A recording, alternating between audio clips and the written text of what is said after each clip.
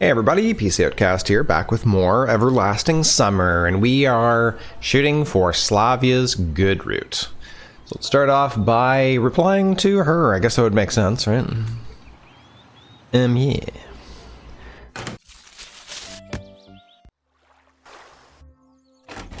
We're gonna get so many bikini shots, I feel.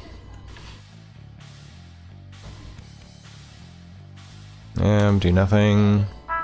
We'll skip all of this.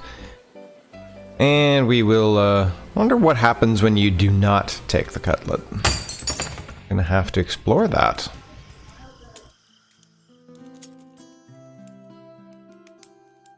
Apparently this has no bearing. Whether you take the keys or leave the keys, there's no bearing on how Slavya feels towards you, so take the keys, I guess.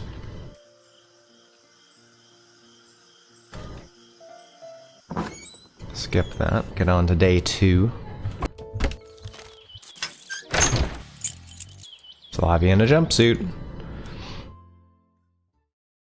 Don't think it really matters what we do here either.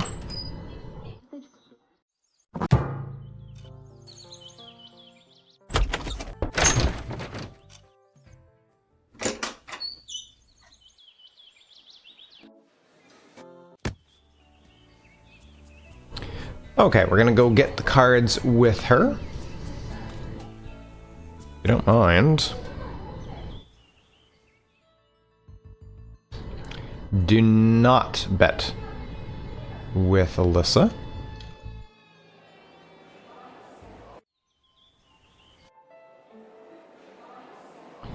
Don't play, and I need to lose. It says lose the competition. Doesn't matter to whom. Okay. Then we're gonna go to the bus stop. Ooh, some new dialogue. I was about to head back to camp when all of a sudden I caught a noise behind the gates. Who is it this time? Near the clubhouse, it seemed like somebody was walking down the path to the forest. It was so dark that I could see nothing but a blurred shadow. I wondered who could be out so late at night. A pioneer breaching discipline? Tisk, tisk. I followed the mysterious shadow rapidly, but still carefully. I was moving from path to path, and after a while I found myself in the depths of the forest, finally losing sight of the stranger. Maybe I should turn back. The trees parted before me, and a magnificent view of a small forest lake struck my eyes. Oh, hello! And then I noticed Slavya. She was skipping and fluttering about, letting her neckerchief loose and her skirt fly up in the air. The whole scene seemed even more fantastic than my own presence in this camp. Slavya looked like a spirit of the forest, or perhaps a nymph. She looked so natural, more like an ancient goddess than a human being. I remembered all the theological theories, which I read some time ago. This reminded me of pantheism, the idea that God is in all that is everything that we see around. Really? That's pantheism? I thought pantheism is, like multiple gods. What if it were not the aliens or a time warp, but divine providence that brought me here, so that I could see Slavya's boobs? Yeah. Indeed, Slavya mentioned that she loves nature. So it turns out that even she is an Enigma, isn't she? Slavya went into the water. I was ashamed, but I just couldn't take my eyes off of her. Silvery moonlight reflected off of her wet skin, making Slavya look like an ancient Greek statue. The Venus de Milo, maybe? The scene was so fabulous that there was no room for carnal lust, only sublime admiration of true beauty. I was simply admiring the perfection of Slavya's form and forgetting everything else. Maybe this isn't hell, but heaven? A branch treacherously snapped under my foot. Slavya turned around, but there was no way to recognize me in the darkness of the night, or at least so it seemed. She rapidly rushed out of the lake, put on her clothes in a hurry, and vanished from sight into the forest. I quietly went after her. Slavya was quietly trailing among the trees, choosing the easiest paths and gracefully avoiding sheared trees, pits, and snags. It was a hard job to keep pace with her. Moreover, I definitely didn't want to be caught. Firstly, peeping is just no good, and secondly, in fact, it still remains to be seen what she's doing here. Although it somehow seemed to be innocent enough, it didn't seem to have anything to do with my presence in this world. It was just innocent. It was nothing worth spying on. At last we came out of the square. Slavya stopped and turned around to face me. Did you think I didn't notice you? I was a bit confused, but I put on a mask of visible calmness. How long ago? I'm not sure. Slavya came closer. 5 minutes ago, maybe? So, even there at the lake? What lake are you talking about? Well, Slavya seemed to be sincerely surprised, so I simply couldn't figure out whether she was pretending that nothing had happened, or... well, never mind. I made up my mind to behave like a gentleman, as gentlemanly as possible in these circumstances, and said nothing. Alright. Unexpectedly, easily, she agreed. What a beautiful night. Slavya took a seat on a bench and looked up at the sky. I guess such nights are common here. Well, probably. Why so uncertain? I don't know. I just got lost in thought. Thinking about what? She stared at me like she was looking for something on my face, but then went back to stargazing. Now and then I fall into such a mood at night. During the day I'm wrapped up into work and with no time to relax, while at night it's so quiet here. If it wasn't for the crickets and the night birds, one would feel like being face to face with the universe. For some reason I didn't think of Slavya as someone who would talk about such matters. As for me, it's even too quiet here. Is it? Yes, really. Anything wrong with that? Well, alright. She stood up quickly and fixed her skirt. It's time to go to bed. Good night. I watched her walk away. Our talk might have been about nothing, but it seems to me it had some deep and secret meaning which would appear only here, only next to Slavya. Seems like even in my situation, such moments of peace and serenity are absolutely necessary. They make me feel united with the universe. I'd even say vital, especially now.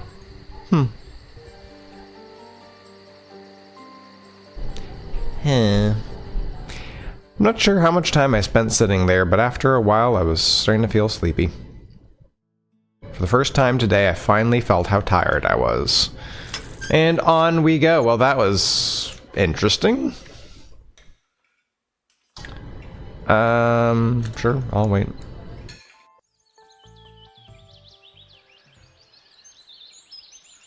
And we are not going to help Lena. Sorry. We'll go looking for answers. And help Slavya. Some more interesting stuff, I assume. Always choose the lesser of two evils, they say. Well, of three in this case. Slavya wasn't evil at all, so my choice was obvious.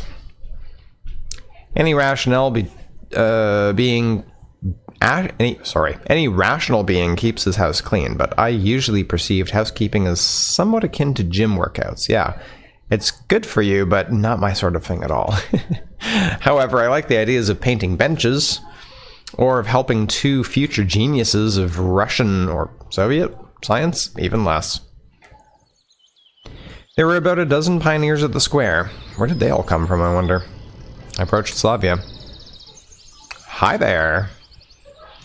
Oh, hi. You've come to help? Well, not of my own free will, of course. I thought it over again. I see. Take this broom. Your area is right next to the monument. Frankly speaking, there was nothing to sweep there. It seemed pretty clean to me. Though some rubbish was still playing around. After sweeping for a while, I came back to Slavya, who was sitting on a bench and taking a break. What a nice day, eh? Yeah. Though it's a bit too hot. She shaded her eyes with her hand and looked up at the sky. You're like a tireless worker of communist labor. Aw, come on. I just like to help others. That's good. What about you? What about me? Well, it seems to me that you find community service a bit of a burden. Well, probably. Why is that? I don't really know. Seriously, she can't expect me to just unload all my ideas concerning this point on her. She might drown in them, God forbid. Maybe you just like company. Just don't like company. That's actually quite possible. There was some truth in Slavya's words. I suppose that she was good at reading other people's minds. Or at least at reading mine. Though how can that be possible if even I find it hard to understand myself at times? What are you going to do with it when the session is over? What do you mean? Well, are you going to enter college, or do you want to master a profession? In the USSR, a person finishing the high school typically had to choose between either getting a college degree, typically achieving a status of engineer or scientist, or going into secondary vocational school, thus mastering a profession, quote unquote. I've already achieved grand mastery at all of my professions, watching anime and surfing the internet. Grand mastery, eh? I don't know yet. What about you? We have a small farm back home, so I want to help my parents there. Sounded pretty strange. Are there any private farms in the USSR where all the farming has to be collective? But I decided not to go into details. And what are your parents doing? My parents were not a good subject for discussion.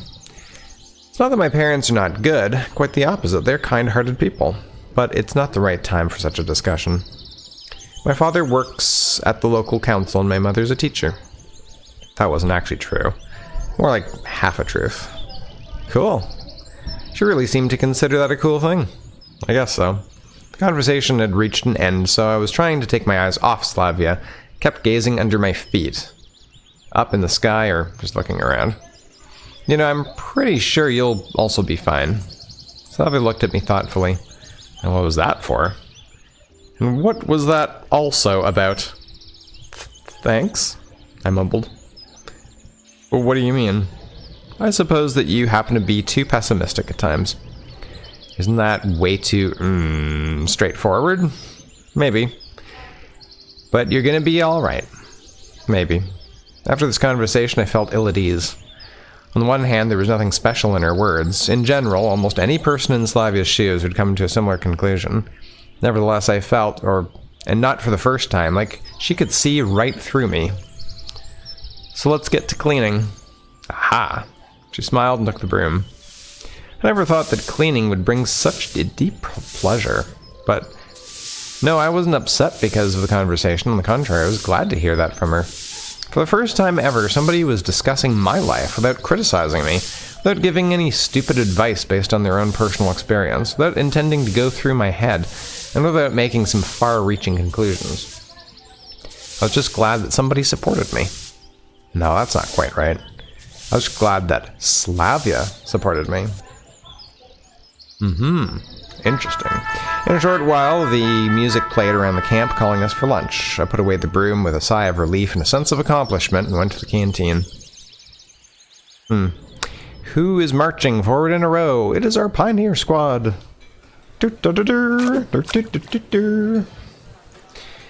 And what is the next thing we are doing? Helping Slavya run away. Apparently, we need to run away from the scene with Yelena. So then we get more Slavya. And we end up on top of Slavya.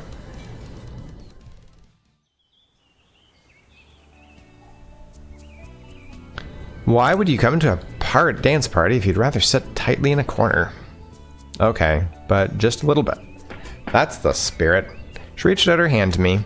We were standing in the middle of the dancing crowd. Well, in fact, it was me who was standing. Slavya was warming up, swaying to the beat. I was already blaming myself for agreeing to this uncomfortable proposal. Okay, here I am, on the road again, and now what? I examined the dancing pioneers around me. Nope, I am not prepared for this. The music stopped abruptly. Some people were still dancing under the momentum, but the majority stopped. Don't panic! The leader went to the DJ's panel and adjusted something there. Next song, ladies invite gentlemen. I looked at Slavya. She stretched her hand out to me and with a smile. You shouldn't refuse a girl. Ah! We danced for a few minutes. Her chest heaved faster, and her face blushed more and more. Slavya stared into my eyes. I tried to look away at the dancing pioneers or at my feet or something else. It was a strange feeling. My whole body shuddered from time to time, but it was a pleasant shudder, without any hint of uneasiness or shame. My mind became miraculously calm. I realized that I didn't want to let this girl go, and I'm ready to dance with her forever. Hopping next to us, Yolana stopped for a moment and smirked. Maybe I was seeing things, but I couldn't get rid of the thought that that insolent girl was trying to hint at something. I made a frightening face, but she was already gone. Is something wrong? Slavya asked quietly. Everything's fine. I mean, everything's great. I hadn't started stammering yet, but I was about to. You're so tense. A little, I said honestly. Boys don't like to dance. I guess so. She didn't say anything, just smiled. The song eventually finished. I was still holding Slavya, but she easily slipped out of my grasp. Thank you for the dance. I should thank you? I just stood and stared at her for some time. The next track started playing. One more? No, I think I'll rest a little. I tried to leave the square as soon as possible. Don't remember how I ended up at the beach. Why did I run away? It looked exactly like running away. The dance was nice and Slavya was pleased, but something wasn't right. I felt restless just thinking about the ball. Maybe I just lost my grasp on the situation and got emotional? That happens rarely. I always tried to behave and calmly assess the situation. But did I manage it this time? I sat on the sand and looked at the river. The full moon was hanging far above the water. Memories overwhelmed me. I'm 6 years old, me and my father fishing. I cast my fishing rod clumsily and wait. 1 minute, 2, 10. No fish bite. Meanwhile, my father gets one after another. Semyon, how do you do that? Oh, sorry. How do you do that? He explains, but now I don't remember all the details. I'm 9 years old. A dark, incomplete building near our country house, full of ghosts, vampires, or maybe just hobos. An unstable wooden ladder on the second floor hanging above the abyss, the hole to the basement. I'm scared, but I still climb up and down this ladder every day. A brick falls on my foot, and I lose a toenail. I'm 12 years old. My first victory in a video game tournament. We play a console fighting game. An imaginary audience applauds my astonishing victory. I'm 15 years old. Once I was 15 years old.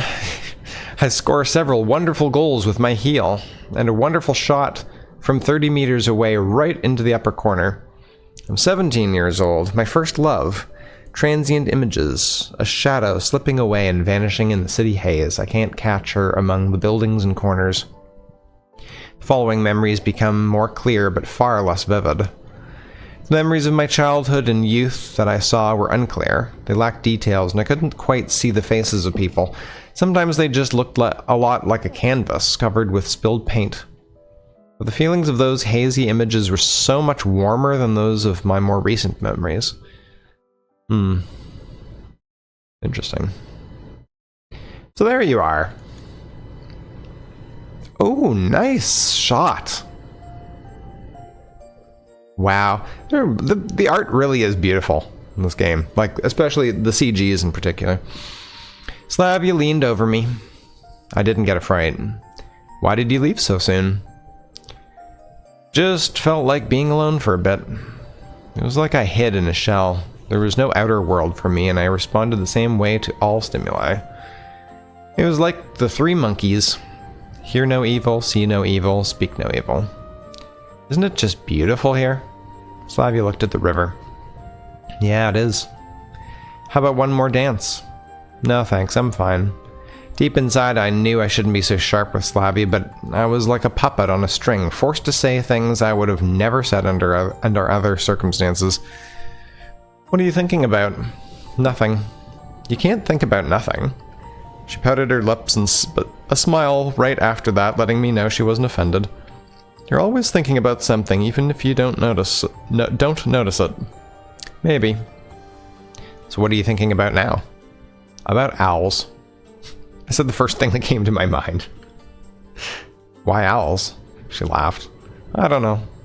Have you ever seen any owls? Of course I have. What a silly question. Do you like them? They're just a bird like any other. I don't think I have ever actually seen a live owl. Like, not in person. A night bird, Slavya specified. Yes, a night bird. A night bird. I imagined an owl, a little feathered box with huge blinking eyes. Are you a night owl? What? You know, there are dark day larks and night owls. Some like to get up early, some like to sleep in. Her words brought me back to reality. I pictured my dusty room full of junk, a mountain of unwashed plates on the table, guitar rotting in the corner, necktie hanging from the lamp, and the pinnacle of all of this, a heap of dirty socks under the bed. I was indeed a night owl. Night was my time. Somehow I was managing to get up early in this camp. I know. So what are you? A night owl, I guess. I like to sleep. I am a daylark. The earlier you get up, the more you can do during the day. That is very true. But then again, sleeping is really nice too. There is really nothing urgent for me to do, so I don't see any difference between day and night. It's just quieter and calmer during the night. Slavya, don't you have any problems at all in your life? What do you mean? She wondered. You're always so cheerful, so ready to help, so eager to start doing something. It's like nothing can upset you. Why? She laughed. I'm just an ordinary person. That's right. Just an ordinary person in an ordinary place. I sometimes think that I'm a strange one. I'm the strange one here. Don't you like the camp? I don't mean only the camp. In the previous... I stumbled. Shouldn't speak so frankly even with her. At home, too. I think that I'm not like the others. It's not where I belong. Oh, stop that. It's silly to think so. I was closing myself off from the rest of the world just a moment ago, and now I was opening my heart to this girl. What's happening to me? No, really. You wouldn't pay any attention to me under any other circumstances. I'm so different from you. I'm lazy, unsociable, and have no outstanding talents. I'd be the last person you would notice in the crowd of a large city. Though for me, even going outside is rare. Semyon, you scare me. She looked at me seriously. I got embarrassed, but didn't avert my eyes. Am I wrong? Of course. You are you. There's no other person like you. You should just have some self-esteem and patience, and you can do anything. No doubt about it. I looked at the sky. If only everything could be as simple as you say. It's not difficult at all. Let's start right now. Start with what? Changing. Just like that. How do you imagine we can do that? We should do something useful. For instance. Well... She thought for a moment. Let's clean up the square. The ball has already finished. Just the two of us? Would we be able to do all the work? There isn't that much to do. The first step is the most important. Can't argue with her on that point, but taking down the lighting from trees in the dark, moving heavy audio equipment and sweeping, none of that was on my to-do list. But I didn't know how to nicely refuse her. Maybe we can do it tomorrow? With everyone? Why put it off until tomorrow? Wouldn't it be wonderful to stand in a clean square during the lineup? First of all, I don't even like lineups in general. Hey, I understand you, but this is too much. Slavya thought for a moment. Yes, looks like you're right. Even I can be right sometimes, and she can be wrong. Then she stretched and yawned. Let's just sleep on it then. A nice idea, but I wanted to talk more. Isn't it too early? No. Slavya objected critically. You'll sleep all day tomorrow then. Tell me a bedtime story then. I blurted out the first thing that came to mind. I know only ones I read in books. You must know them too. Maybe I do. What a failure. Shall we go? She stretched out her hand to me. I'll stay here for a while longer. I need some fresh air. You can go. Good night. Good night. Slavya ran away. I wanted to enjoy my total defeat first. I couldn't stand being with her even a minute longer after that brilliant idea. Bedtime stories? What in the world? That's how the things are. You try to have a casual chat with a girl and it turns into a complete flop. I stared into the night sky. The stars, those little lights of distant suns, blinked perkily as if laughing at me. I turned over and buried my face in the sand. After a moment, I realized that was another one of my bright ideas, about on par with asking for a bedtime story. I stood up, spinning grit and went to the leader's cabin. Wow, that was a disaster. My back itched all the way. Not only my back, my whole body. No wonder. I haven't had a bath for several days, while it's really hot here during the daytime, so you sweat like a pig. I should find some soap and a towel. I can find everything in Olga's cabin. After a couple of minutes, I was again at the square with my bag of bathing accessories. I have to find the bathhouse now. Interesting, we've never been to the bathhouse before. It was easy. The building was just on the edge of the forest. It really is the best place for a bathhouse. I think there was no Blair Witch inside, but the lights were still on. And whose bright idea is it to have a bath at midnight? I muttered below my breath. Well, yours, for one thing. There's only one problem. Is it a boy or a girl? In the first case, we could just have a bath together without any worries. I'm not fond of public baths, but I can cope with them this time. In the second case, I would have to wait or to scratch myself the whole night through. Ugh. Who knows how long I have to wait? I peeped into the window, but couldn't see anything because of the steam. Suddenly, Slavya appeared right before me as if from a thick fog. Naturally, she was naked, just like everyone else in the bath would be. Dumbstruck, I stared at her. I had never seen a naked girl so close, even through glass. My organ reacted as it should? Oh my god! Oh dear. Well, I wasn't expecting that. Nerve impulses traveled from my eyes down my body to my member. It seemed like I couldn't leave my observation point no matter what, even if a war broke out. But Slavya didn't notice me. She was washing herself leisurely, rinsing her head, rubbing her body with a sponge and pouring water from a bucket on herself. Then she started to wash her hair. I can't imagine how much time she needs to wash it completely, but minutes flew like seconds. That's how immersed I was in the sight. Oh dear. Finally, she finished washing, sighed with satisfaction, and walked to the door. Oh! I managed to come to my senses just at the moment she went into the changing room and left to hide in the nearby bushes. The best thing to do was not to tempt fate and leave, but I realized that was too late.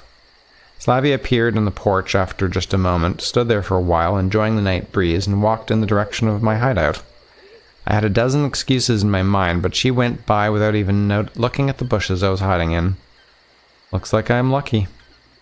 I cautiously got out and went to Olga's cabin, completely forgetting my intention to have a bath. I was totally exhausted and wanted to just fall in bed and doze off. My eyes couldn't wait and were closing from time to time. It was dangerous even to blink. I still didn't know the camp well enough to walk through there with my eyes closed. Suddenly, Slavya appeared before me. Are you going to sleep? Well, yes. Right this moment, I remembered the sight in the bathhouse and averted my eyes shyly. And you? I'm cleaning up. She took the broom out from behind her back. Slavya with a broom in the empty square at night looked like a witch from a children's fairy tale. What? Nothing. Is it really a good idea to clean the square after a bath? And how do you know that I had a bath? Oops. I physically felt the fear taking over my body. Cold sweat started to run down my back. My thoughts froze, so I couldn't think of any excuses. Slavya still stared at me in surprise. Looked like my life depends on this answer. Well, your hair is wet. Oh, you're right. I wanted the earth to swallow me up so I could vanish from this world just as suddenly and irreversibly as I'd vanished from mine. Are you gonna have a bath too? Me? Well... Slavya looked at the bag in my hands. Yes, I am. So, good night. I turned around and darted back towards the bathhouse. And on that note, I think we'll just leave it after that whole, my organ responded appropriately. We'll just call that an episode, shall we? See you guys in the next one.